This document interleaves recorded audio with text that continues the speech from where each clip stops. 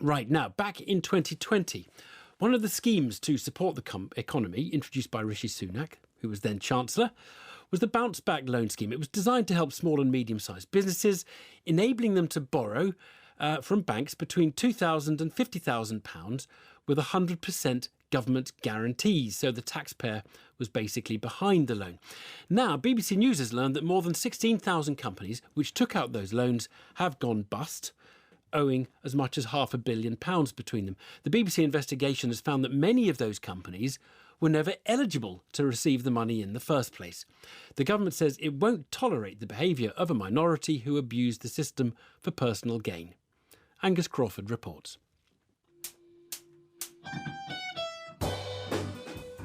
A young band in a soundproofed garage. They should have been rehearsing for the biggest gig of their lives.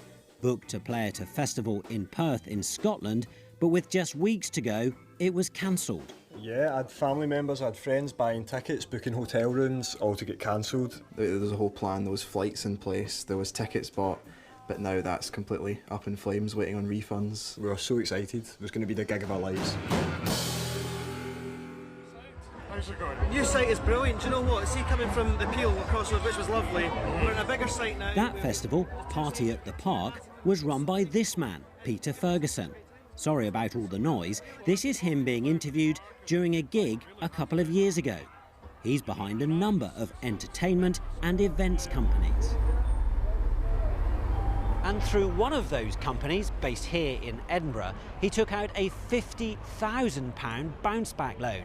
But the authorities say he exaggerated the turnover and then bought himself 2 cars. The thing is, the business went bust, so he doesn't have to pay the money back.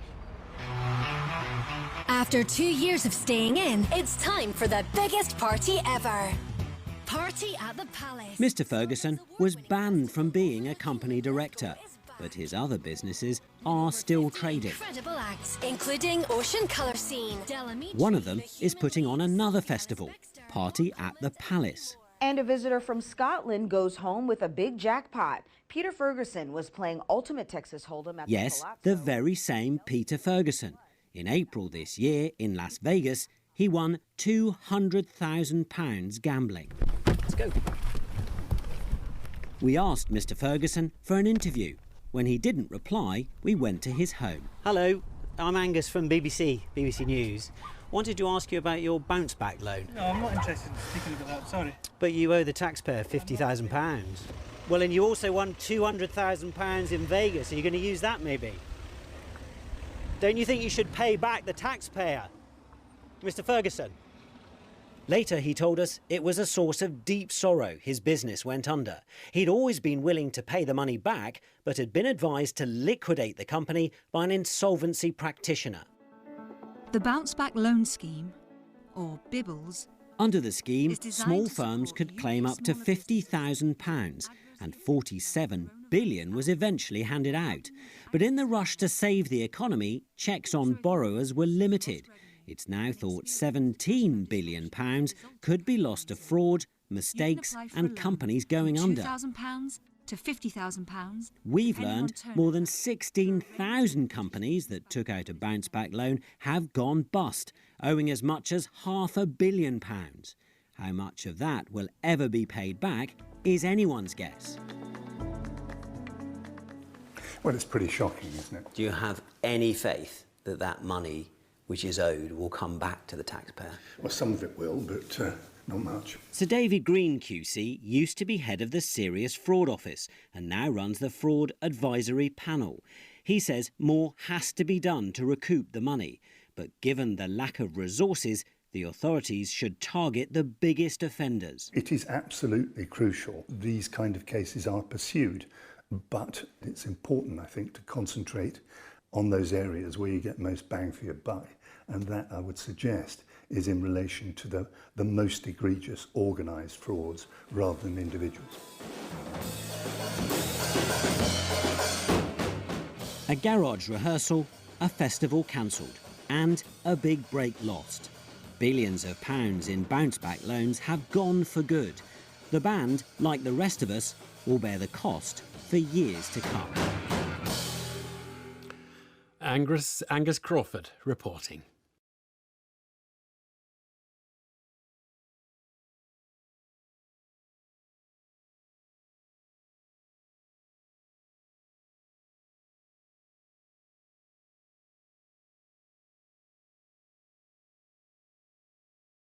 Morrison's supermarket is to start selling carbon-neutral eggs. Now, the hens will be producing the eggs as per normal, but the hens will have a diet of insects reared on food waste. Sophie Throop is head of agriculture at Morrison's, and she explained the eggs to me. When you're looking at a footprint of an egg, the majority of those emissions are coming from the diet of the hen and really from the soya that goes into making up that diet. Soya is maybe only 10 to 20% of a hen's diet, but it can account for about 70 to 80% of the emissions footprint. So we've been working really hard at taking soya out of the diet, but then replacing it with another source of protein. So we are feeding the hens insects, which are actually grown on products that we can't send into stores that have come from our own bakery and fruit factories.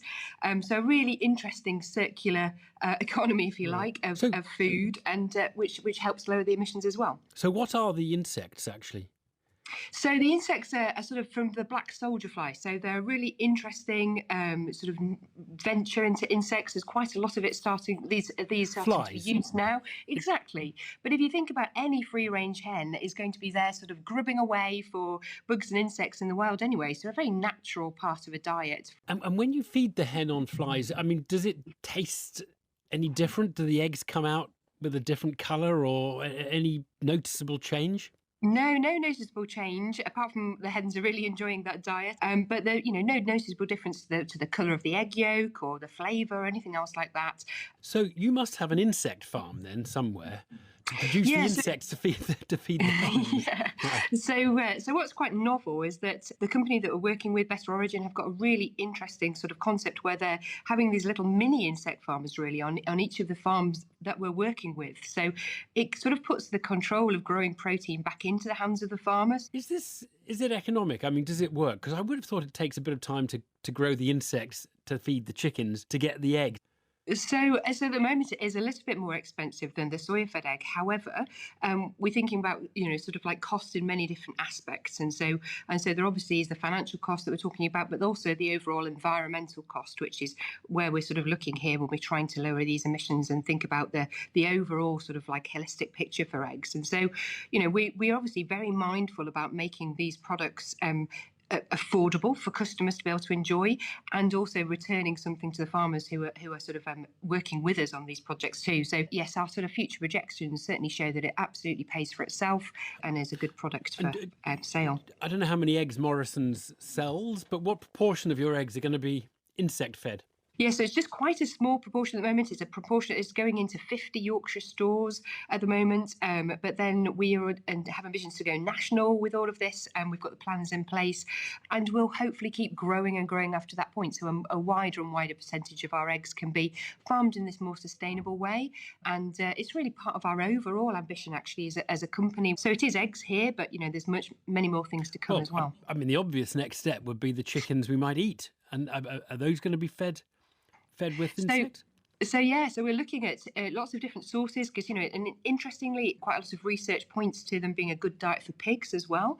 But we are really sort of working with each of the individual sectors and species groups and farmers that are supplying us to understand what's right to introduce at the right time for each of the farmers to help them lower emissions footprints. Finally, these are free-range chickens, or do you have to keep the chicken in a cage in order to force feed it the insect? Yeah, all of our eggs are 100% free range, so all of our shell eggs, and these are just being fed as another part of the diet instead of the soya to our free range hens. So no difference to how the hens are being farmed. It's just the diet in particular that we're looking at here. But then there's also some really other great initiatives that are going on the farm, like solar panels and wind turbines, and lots of other sort of really important measures that all contribute to this overall net zero picture and carbon neutrality. Sophie Throop there, Head of Agriculture at Morrison's, on their plans for carbon neutral eggs. Well, from reduced carbon eggs to reduced carbon buildings. It's all carbon reduction on PM Today. If you conjure up a picture of a building in this country, you probably don't picture something made of wood. But maybe you should, because wood has certain advantages over other building materials. And there are many who think we should be using it far more. But post-Grenfell, there's also a concern that it has one very notable disadvantage. Well, it's an interesting debate, and I wanted to take a closer look. So yesterday, I popped over to the tallest wooden building in this country, just 5 miles from here, and I met the architect behind it.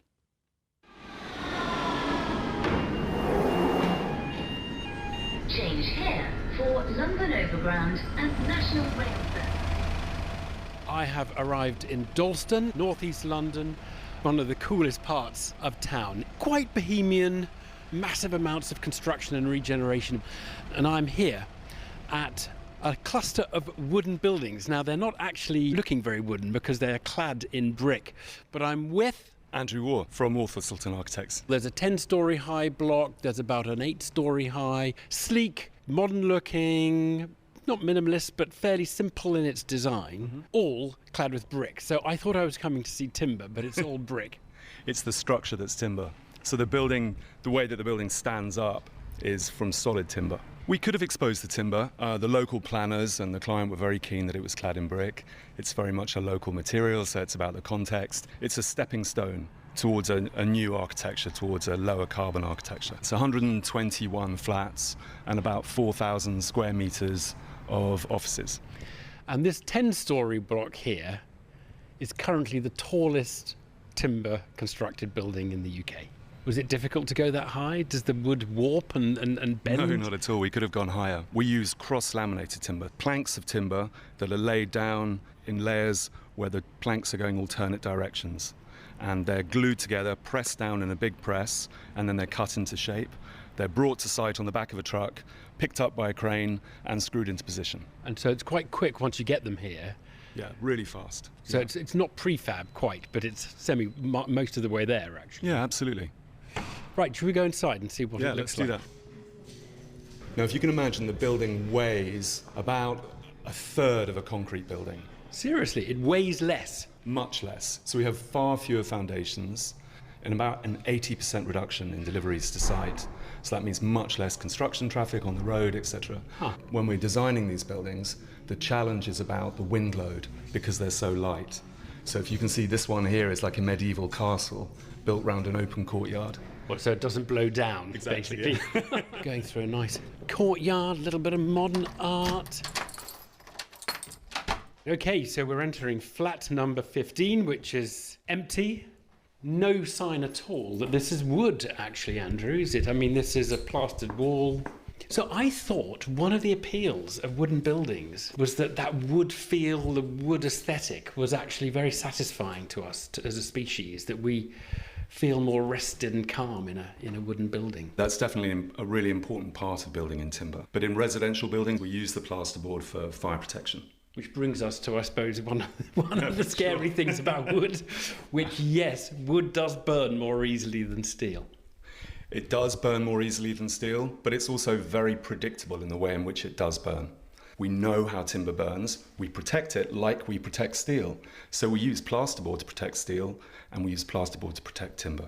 Has Grenfell made a big difference to the willingness of this country to embrace wooden structures? Yes, unfortunately it has.